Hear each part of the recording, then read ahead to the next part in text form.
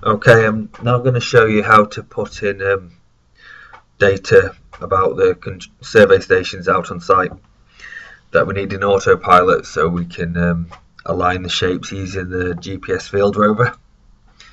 So to put in station coordinates, if you click on data, points, and add a point.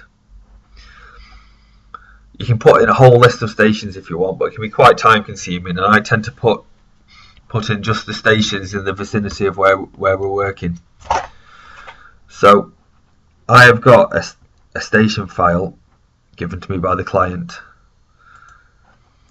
with the list of stations in. I know for that file I'm creating, there's a station called C2917, which is quite close to the start of the channel. So what I tend to do is try and copy and paste from the station file. You can manually input, but obviously you have to be very careful and double check, because if you put in wrong station coordinates, you could quite easily go out onto site, set the paver up, and you'll never know, and the whole slip formed product could be out offline. So I'll just copy and paste the station detail into the add point tab in autopilot.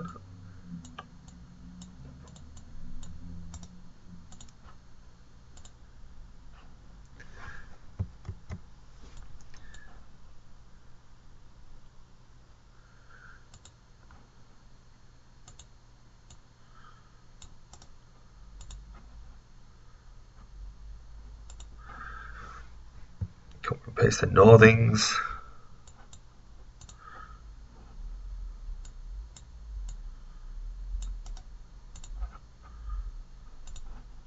Copy and paste the level.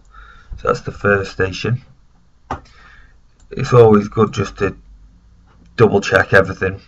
It's like I said, a mistake could result in a lot of jackhammering out. So that's the first station. I'll add another station. I'll add station C2923, say. So C2923. Highlight these things. Now I'll copy these things of C2923.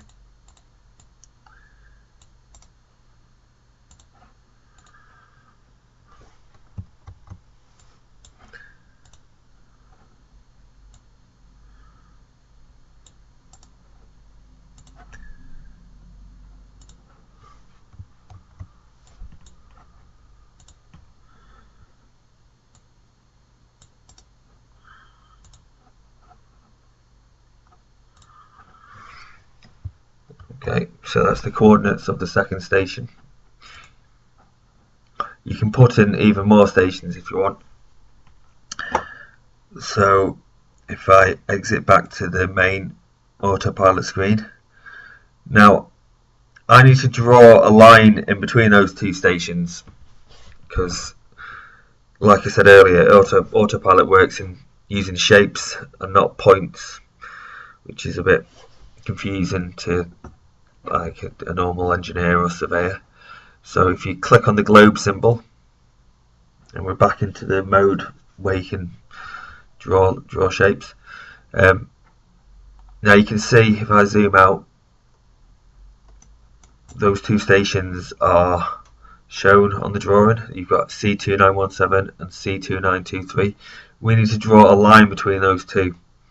Looking at that now, I would have probably, if I had a bit of time, I would have chosen a station either side of the channel. You've got to think about how practical it'll be to walk to these stations and survey them with the GPS rover on the site. So now I'll just draw a line in between the two stations. So you go to draw, polyline, 3D. Now I ask you to pick a point or point ID. What I normally do is I just type in the name of the first station. So I type in C2917 and press return. You'll just see a little pencil land on the station down there. It says The next point on the 3D polyline will be the other station, so I type in C2923, and now you see it's drawn one section of polyline. Now it's asking me for the next point on the polyline, but we're only drawing a 2-point line, so to complete that line just press enter one more time, and now it's drawn a line between the two stations. Now, as before with the DXF, I have to convert this polyline into a shape. So just as in the video I did before, if you go to Tools, Polyline to Shape, click on the polyline. Now it asks you, what do you want to call the shape? I'm going to have to go back out of here now because I can't bloody remember the name of the stations.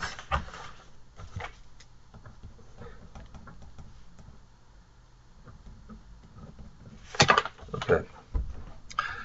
So I normally call the station shape after the stations it is connecting up. So I'll go Tools, Polyline to Shape, click on the line, and I'll call that shape C2917 to C2923. So now it's been highlighted dark blue, you know it's been converted into a shape. So now in this autopilot file we have 3 shapes. We have 2 edge of surface water channel shapes and a shape between 2 stations. That shape between 2 stations is essential for aligning everything up to the site grid once we're out on site. So you can exit that. Now when you go out onto site, your display in the field rover will be the same as this display on your computer at the moment. What you have to do at the start of the day, if the base station has been relocated to a new position, you need to do something that's called aligning the shapes. So you would turn your rover on, you get the same screen come up, and you would click Edit, Align Shape. Before you align the shapes, you need to know the distance in between the 2 points you're going to survey with the rover.